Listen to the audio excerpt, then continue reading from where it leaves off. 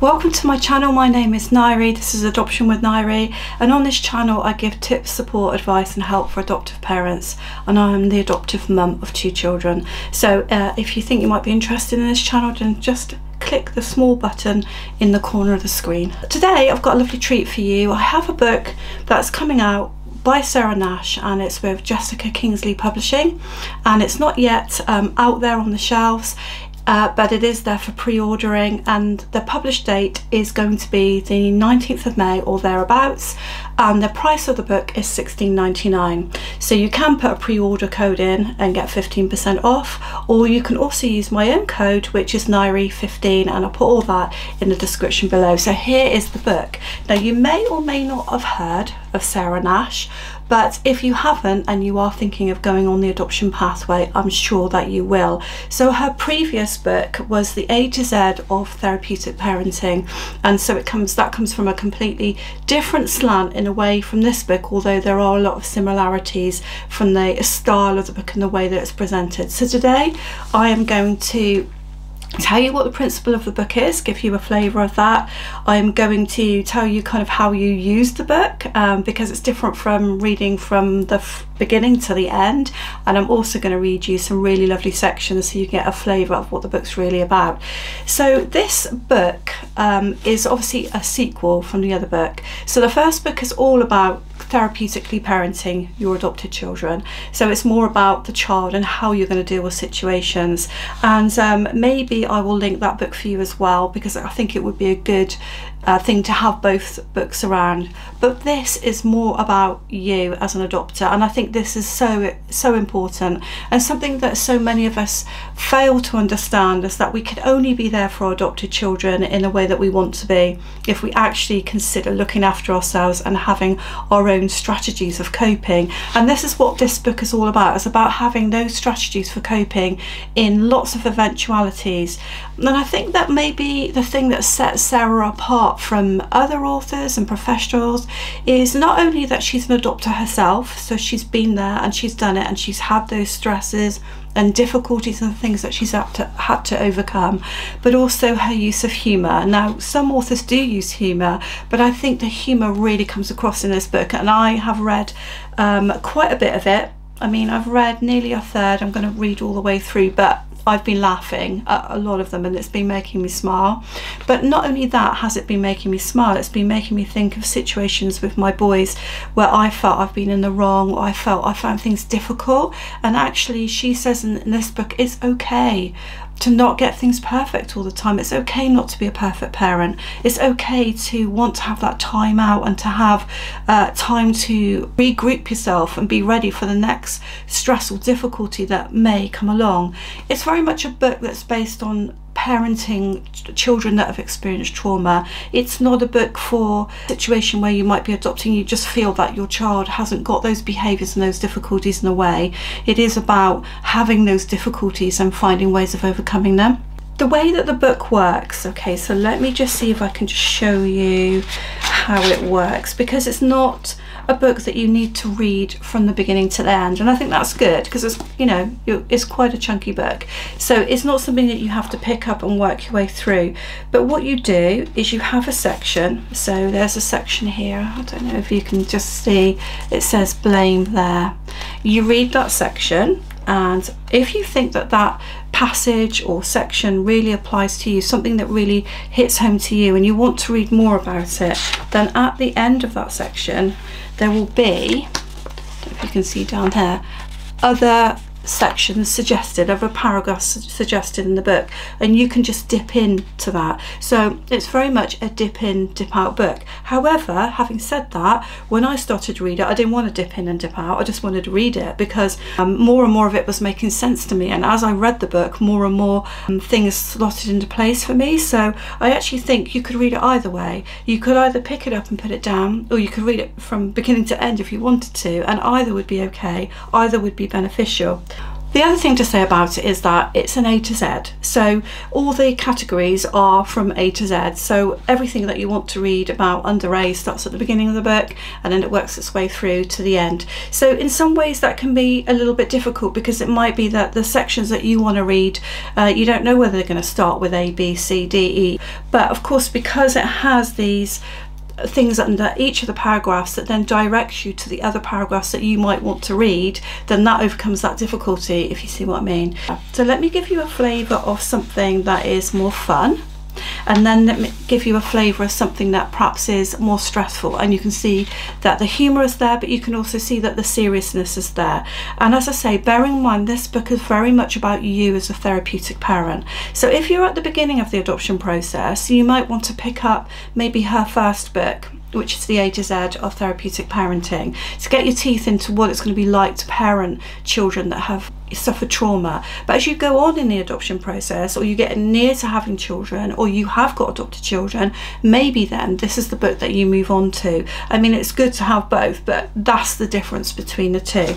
So we've got here Cake, okay, so I'm going to read you Cake. So at the beginning of this says the Sarah Naish, the A to Z survival strategies, the A to Z of survival strategies for therapeutic parents, and at the bottom it says from chaos to cake. Okay, so that gives you a hint that there is some humour in here.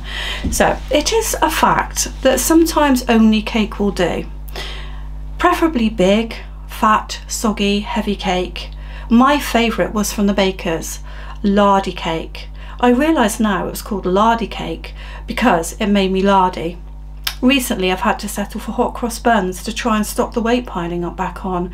I can tell you now that hot cross buns are a very poor substitute indeed for thick, heavy, sugary cake. We spend so much of our time running about, in brackets, on empty usually, and sometimes feel very unappreciated or unfulfilled. When we have a nice piece of cake, it feels like a hug in your stomach. That's how Rosie used to describe it when I made banana cake. This was lucky because in the early days, the Rosie Ruddy days, she used to say it was like a rock in her stomach. And so she goes on to explain how cake is okay to have as something to kind of like keep you going. And that is off a lot of the message in this book. It's okay to do certain things as parents that give you that time, that give you that feeling of being comforted, because day in day out, as you deal with children that are challenging and who are full on, or they might want lots of attention, there are lots of things go wrong, there are lots of stresses in the family, you actually need these strategies to survive. And in a way, it doesn't really matter what they are. If they're not harmful to you per se, then it doesn't matter what you use, it's okay. So let's get on to something in a way a little bit more serious. So this is called catastrophic thinking. So as you would imagine, these are all under the C's. You've got cake, catastrophic thinking, and they follow on from each other. So they're not connected in any way, but that's okay, because as I say, you dip in and out of the book. So at the top of catastrophic thinking, you also have written there, see adult children, anxiety, compassion fatigue, controlling, EOR parenting, fear of child, letting go, and overwhelm. So that's all at the top there. So at the end she says, see more strategies. So let's just read a little bit of this. It's an odd thing, you know, but when William nipped off to take drugs and completely stopped going to school, no amount of bubble baths would make me feel relaxed about that. Who'd have thought? When we get into catastrophic thinking, we fall into a bog of overwhelming anxiety. It can be virtually impossible to pull our sucky feet out. The most benign incident can lead us into swampland of what ifs. Here are some examples. Now I can definitely relate to this because we have a lot of difficulties with our boys, and you tend to think about, well, what's the next bad thing that's going to happen and where is this going to lead on to? And Sarah is saying that's called catastrophic thinking. So she's got a really clever way of paraphrasing, if you like, what it is that's going on in our minds, in our bodies, in our thinking, and our mental health in a way. She said, here are some examples. He's not doing any revision, therefore he will fail his exams. Therefore, he won't be able to get a good job. Therefore, he won't have any money. Therefore, he will start taking drugs. Therefore, he will fall into a life of crime. Therefore, he will die in prison from drugs and alcohol abuse. Therefore, my life is over. So I don't know if you can relate to that, how like one thing that is happening that's, you know, very stressful and is definitely going wrong with the child can then lead on to lots and lots of other things. And if you don't have an adopted child yet, all this is still useful for you to understand. And even if you were to read the whole book before you adopted, it would definitely give you a really good grounding. As I say, I would start with the other book, but I still think that this would help you to appreciate that all will not run smoothly, all will not be easy, but that's okay. So she carries on. So she's talking about her daughter here. She is late home. Therefore, she's been kidnapped. Therefore, she will get abused by sex traffickers. Therefore, she will never recover. Therefore, she may kill herself. Therefore, my life is over. So it's a more serious, obviously, strand of thought, but it still takes you down the same route of trying to get you to see that the way that your mind might think, the way that the stress, and as she's linked this with compassion fatigue as well, that's another way of describing that, can lead you down a path that actually is not likely to happen. So those are two kind of contrasting sections in the book to give you a flavour of the fact that there's very different things to dip in and out of. This is also like to explain her humour to you. I know you get that a bit with the cake, but she puts her personality across really well. Like, she won't say anything that she doesn't believe is true, and she puts a lot of her own little loves and thoughts and feelings into it, so that as you're reading the book you get a sense of who she is as well. And this is just an example. So I'm still under C now. So this is cats. I think cats are takers, but that's just me. I used to own 5 cats when I was young, and all they did was stare at me and want food. However, if you have a taker cat, stroking a cat does create delta waves in the brain through touch on your hands, which generates a calming effect. I know lots of people who have cats that do funny things and make me laugh. For this reason alone, this little bit of lightness and joy may come into your life. I decided to let cats have a place in strategies. So she's clearly not a cat lover anymore, but she thought, well, for some people cats might work. But again, as I say, you can see her personality in that. So just to recap, Jessica Kingsley publishers have this on their website at the moment. If you have a look, you will see it almost as soon as you go into the website. It's $16.99, but you can put a pre-order code in of pre-order 15 in. If you decide that you want to have this book after the pre-order date has gone, then you can use Nairi 15 and you will still get 15% off, and I think you will not regret it. So I hope you've really enjoyed that. A little bit different, a resource for you.